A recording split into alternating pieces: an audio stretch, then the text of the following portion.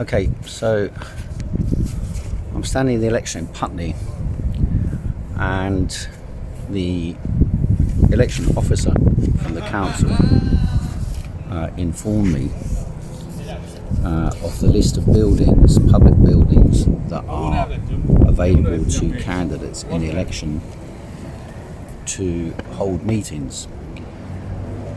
And I was provided with this list. This is a list of schools, library, some academies, primary schools, secondary schools, and so on. So basically, if they are publicly funded and they rent out rooms, then there is a legal obligation for them to provide rooms for meetings to candidates. Now, my aim, because obviously if you're a candidate and you're not very well known, you must have the chance to debate with the other candidates.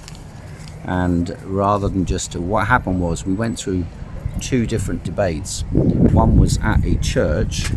This was organised by the church, and the questions were all arranged by some person, I don't know, who knows how they arranged what the questions would be and the format would be, and they forbade us from filming. And then at South Thames College, where we had the second hustings, and this was arranged by me, I went to the college and I spoke to them and they called a hustings meeting. But again, it was arranged by the college, not by any of the candidates. And the college forbade us again from filming. Someone did record something that was sent to me, that I've circulated on a previous video. But now the intention was to use the historical example that is provided in Putney to raise the greatest democratic debate in Putney during the course of the election, on the basis of the events that happened in 1647 in Britain, called the Putney debates. They were held at St Mary's Church in Putney, and I will be debating there next week.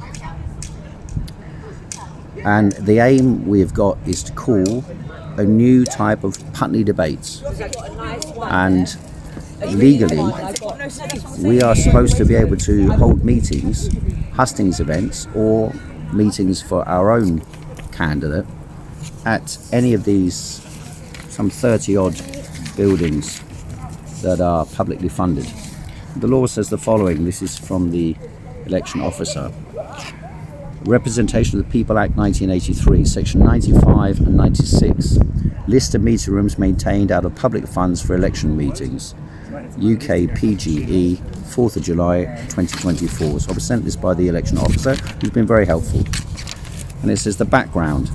Candidates are entitled to use publicly funded accommodation to hold election meetings under section 95 and section 96 and schedule 5 of the Representation of the People's Act 1983 RPA. This applies from when the election is called up until the day before the poll.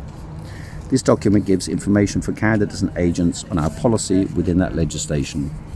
2. Conditions and terms of use of accommodation. The meeting must be open to the general public. 1. A. B. Use of the rooms will be at reasonable times and will be limited to normal opening letting hours for the buildings. C. The room use is free of charge, but candidates must meet the costs of preparing heating, lighting, cleaning and restoring the room to its usual condition after the meeting. D. At local and parliamentary elections, the meetings must be for the purpose of procuring the giving of votes in the forthcoming election. So that is exactly what I'm trying to do. Not only that, but I'm not even asking to use these buildings for my own meetings. I'm asking to use these buildings for debate, for hustings, for the candidates to stand in front of the public and to debate the issues, the big issues of our time, not the nonsense they're talking about on television with Rishi Sunak. He wasn't asked one question about the coronavirus crisis that happened over the last few years. He wasn't asked a single question on television yesterday about the war in Gaza, or the war against the people of Gaza. He wasn't asked a single question about Ukraine. This is a farcical joke. It is not an election, it's a farce. And so that's why we are trying to organise grassroots debates with all the candidates and see who comes out best in the discussion. And that's why we're launching what's called the Putney debates. And if they try to obstruct any further, our attempt to use the rooms that are legitimate, they're advertised as available for rent. I've even booked a room at one place called the Arc Academy. I've gone through the booking process, and then when it got to the payment process, I informed them that I don't have to pay because the electoral law says so. And then now they're inventing the excuse and saying, oh, something else is going on. I've already made the booking. And now they're telling me, and the building's huge. They've got loads of rooms there. And so what's happening is obstruction. Now, this obstruction is not necessarily intentional. I'm not saying the person who has blocked this or the schools that are blocking this. It's just they're completely unaware of the law. And actually what normally happens is they don't have proper debates. You have like 1 or 2 debates organised by a church, and that's it. I'm not interested in that. I'm interested in drawing the people into debate on all the issues. Get the population involved. Don't dissipate them and get them watching television. Get them involved, get them to come to meetings, get them to argue, get them to debate, get them to discuss the major issues of the day and what has happened over the last few years. So that's the update. And if necessary, I will take these institutions, and by the way, there are some privatised entities responsible for renting out rooms in schools, and that's basically how the schools are. The schools are saying, oh, well, this entity is responsible for it, and then when you contact that entity, they say, well, we're not going to do it. And so you end up not being able to have meetings.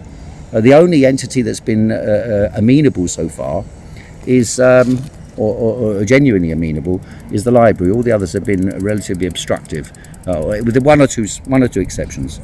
And so this needs to be dealt with, and if necessary, I'll go to the High Court and get an injunction against them, and I will go to the police about electoral interference. So that's an update about what we're planning to do. So we're planning to launch something, and if we need to, I'm quite happy. If we need to, I will arrange these debates in the open air on the streets. Putney will have a new type of Putney debates, mass debates to involve the people, to make real decisions about what is happening in our society and what has happened to our society. So do help us out and come and support us in Putney in launching this programme of debates during the election. Thanks very much.